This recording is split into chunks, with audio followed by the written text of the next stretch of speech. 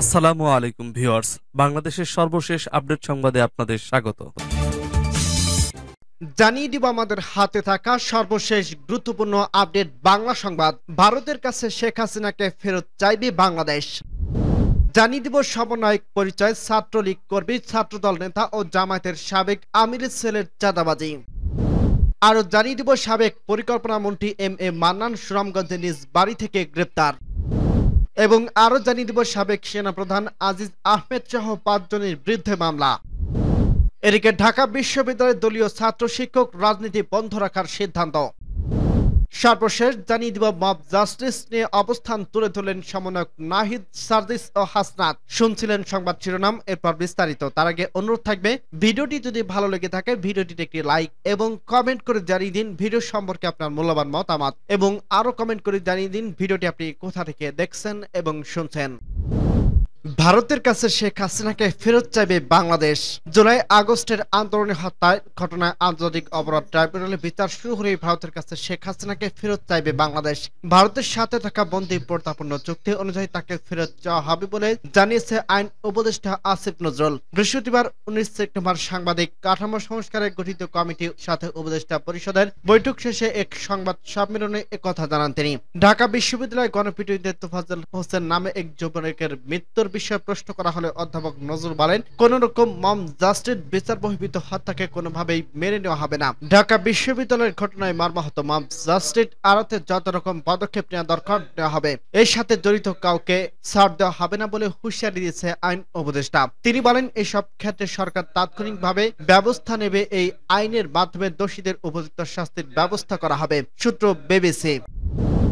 সমন্বয়ক পরিচয়ে ছাত্রলীগ কর্মী, ছাত্রদল নেতা ও জামায়াতের সাবেক আমিরের ছেলের চাঁদাবাজি। সিলেটে কোম্পানিগঞ্জের ছাত্র আন্দোলনের সমন্বয়ক পরিচয় গভীর রাতে বালু ও পাথর বহনকারীদের কাছে টাকা দাবি করার অভিযোগে 9 জনকে আটক করে পুলিশ সে দিয়েছে স্থানীয়রা। বুধবার 28 সেপ্টেম্বর দিবাগত রাত 2টার দিকে উপজেলার দয়ার বাজার এলাকায় এই ঘটনা ঘটে। এই ঘটনায় 11 জনকে আসামি করা হয়েছে, থানায় মামলা করা হয়। আটককৃতরা হলেন কোম্পানিগঞ্জের উপজেলা কৃষক লীগের সভাপতি ও বুটদের গ্রামের রশিদ আলী ছেলে সাবেক ছাত্রলীগ কর্মী আবু সাইদ রবিন, একই গ্রামের আব্দুল হান্নানের ছেলে উপজেলা ছাত্র দলের যুগ্ম আহ্বায়ক শাহজাহান আহমেদ, কোম্পানিগঞ্জ উপজেলা জামায়াতের সাবেক আবির পড়ুয়া নৌঘা গ্রামের মৃত আব্দুল হকের ছেলে আরিফ হাসান জুবাইর, টুকের বাজারে আনোয়ার হোসেনের ছেলে মোহাম্মদ রাজন মিয়া, পাড়ুয়া সাকরে এলাকায় আব্দুল বাসেদের ছেলে দিদার হোসেন, কাঁঠালবাড়ি গ্রামের বাহার মিয়ার ছেলে সেলিম মিয়া, শাহ আরিফিন এলাকার মোহাম্মদ হাইদুল ইসলামের ছেলে মোহাম্মদ রফিকুল ইসলাম, বটের তল গ্রামের সাইফুল আলমের ছেলে নাসির মিয়া, বাহাদুরপুর গ্রামের মোহাম্মদ কালু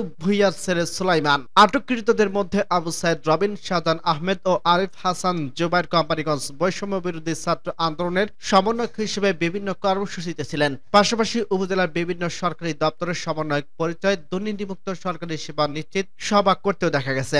মামলা এজাহার সূত্রে জানা গেছে, বুধবার 28 সেপ্টেম্বর দিবাগত রাত 12টার দিকে এলাকাবাসী জানতে পারে সমন্বয়ক পরিচয়ে কয়েকজন লোক স্থানীয় বারেকি নৌকার মাঝি ও বালু পাথর উত্তোলনের শ্রমিকদের কাছে চাঁদা দাবি করছেন। চাঁদার বিনিময়ে তারা সাদা পাথর ও ধলাই নদী হতে অবৈধভাবে বালু পাথর উত্তোলনের সুযোগ করে দেবেন। এই খবরে স্থানীয় শতাধিক লোক রাত 1টার দিকে সেখানে উপস্থিত হয়ে তাদের ঘেরাও করেন। এ সময় সমন্বয়ক পরিচয় দানকারী উত্তেজিত হয়ে তাদের হুমকি ধামকি দিয়ে চলে যেতে পারেন। বিষয়টি স্থানীয় গণমাধ্যমের অবগত করে সমন্বয়ক পরিচয় দানকারীদের আটক করে কোম্পানিগঞ্জ থানা পুলিশের কাছে সোপর্দ করে এলাকাবাসী। তবে 9 জনকে আটক করা গেলেও বাকি 2 জন পালিয়ে যান। সাবেক পরিকল্পনা মন্ত্রী এম এ মান্নান সুনামগঞ্জের নিজ বাড়ি থেকে গ্রেপ্তার। সাবেক পরিকল্পনা মন্ত্রী ও সুনামগঞ্জ 3 আসনের সাবেক সংসদ সদস্য এম এ মান্নানকে গ্রেপ্তার করছে পুলিশ। বৃহস্পতিবার রাত 11টার দিকে জেলার শান্তিগঞ্জ উপজেলার নিজ বাড়ি থেকে তাকে গ্রেপ্তার করা হয়। সুনামগঞ্জের পুলিশ সুপার আফম আনোয়ার হোসেন খান রাতে বিষয়টি প্রথম আলোকে নিশ্চিত করছেন। সুনামগঞ্জ শহরের গত 4 আগস্ট ছাত্র জনতার আন্দোলনের সময় শিক্ষার্থীদের উপর হামলার ঘটনায় 2 সেপ্টেম্বর সদর মডেল থানায় একটি মামলা হয়। জেলায় দোয়ারাবাজার উপজেলা বাসিন্দা হাফিজ উদ্দিন আহমেদ নামের এক ব্যক্তি দ্রুত বিচার আইনে মামলাটি দায়ের করেন। এ মামলায় এম এ মান্নান সহ 99 জনকে আসামি করা হয়। বাদীর ভাই শিক্ষার্থী জহুর আহমেদ হামলার ঘটনায় আহত হয়েছিলেন বলে মামলাটি উল্লেখ করা হয়েছে। সুনামগঞ্জের পুলিশ সুপার আফম আনোয়ার হোসেন খান বলেন, এম এ মান্নানকে সুনির্দিষ্ট মামলায় গ্রেপ্তার করা হয়েছে। তিনি সদর থানায় পুলিশ হেফাজতে আছেন। ঘটনার বিষয়ে তাকে আদালতে হাজির করে রিমান্ড চাইবে পুলিশ। ছাত্র জনতার অভ্যুত্থানের মুখে 5 আগস্ট প্রধান প্রধানমন্ত্রীর পদ থেকে ইস্তফা দিয়ে দেশ ছাড়েন শেখ হাসিনা।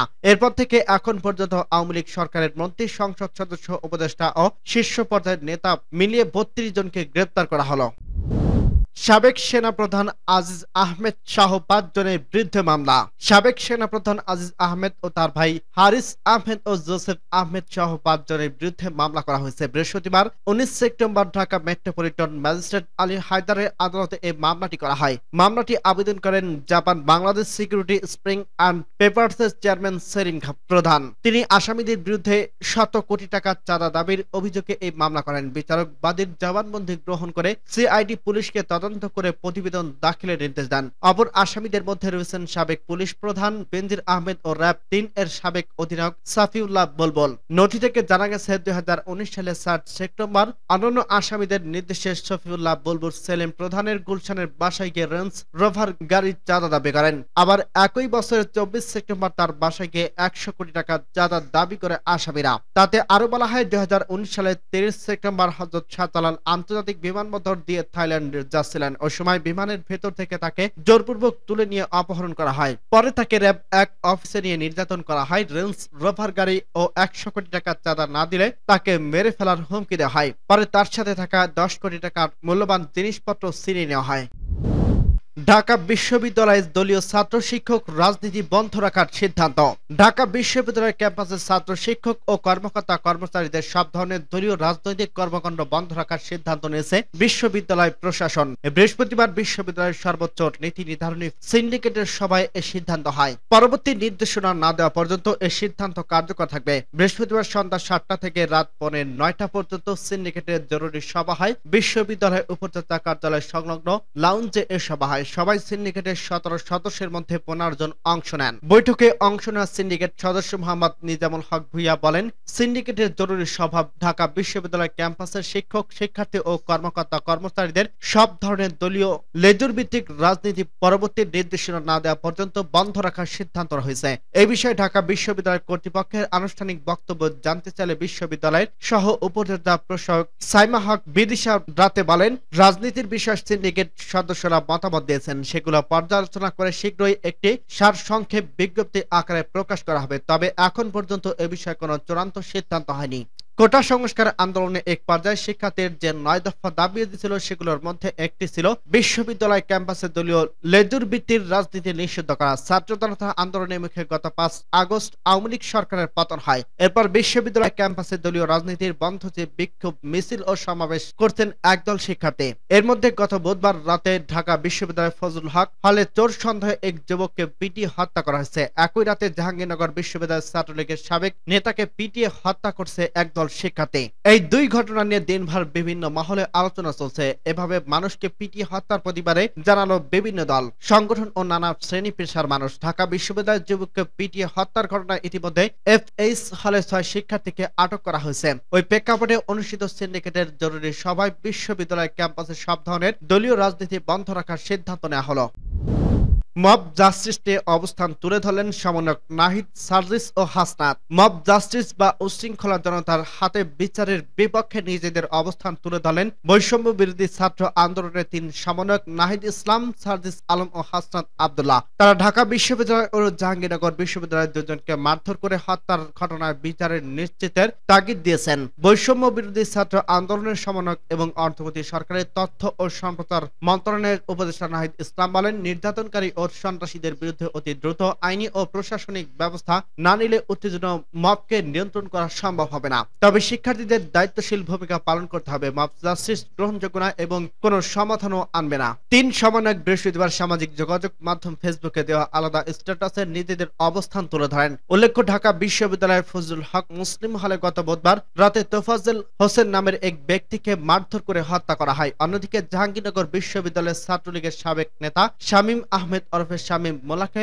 মারধর করা হয়। ওই দিন রাতে হাসপাতালে চিকিৎসাধীন অবস্থায় তিনি মারা যান। দুই ব্যক্তির মৃত্যুর ঘটনায় মব জাস্টিস নিয়ে সমালোচনা চলছে। এর মধ্যে ৩ সমন্বয়ক ফেসবুকে তাদের স্বীকৃতি পেজে নিজেদের বক্তব্য তুলে ধরেন। উপদেষ্টা নাহিদ ইসলাম বলছেন, ঢাকা বিশ্ববিদ্যালয় ও জাহাঙ্গীরনগর বিশ্ববিদ্যালয়ের গণপিটুনিতে মৃত্যুর ঘটনা দুঃখজনক। অতি দ্রুত বিশ্ববিদ্যালয়ের প্রশাসনকে তদন্ত সাপেক্ষে আইনি ব্যবস্থা নিতে হবে। অতীতে শিক্ষার্থীদের নির্যাতনের ঘটনায় বিচারের বিষয় গুরুত্বপূর্ণ বলে মনে করেন নাহিদ ইসলাম। তিনি বলেন, বিশ্ববিদ্যালয় থেকে সুনির্দিষ্ট অভিযোগ সহ এই অভ্যুত্থান ও বিগত বছরগুলো যারা ছাত্রছাত্রীদের নিপীড়ন করছে তাদের বিরুদ্ধে প্রশাসনের পক্ষ থেকে অতি দ্রুত মামলা করতে হবে। ফ্যাক্ট ফাইটিং তথ্য অনুসন্ধান কমিশন করে সব শিক্ষা প্রতিষ্ঠানে প্রশাসনের উদ্যোগে নির্যাতনকারীদের তালিকা প্রণয়ন করতে হবে এবং প্রশাসনিক ব্যবস্থা গ্রহণ করতে হবে।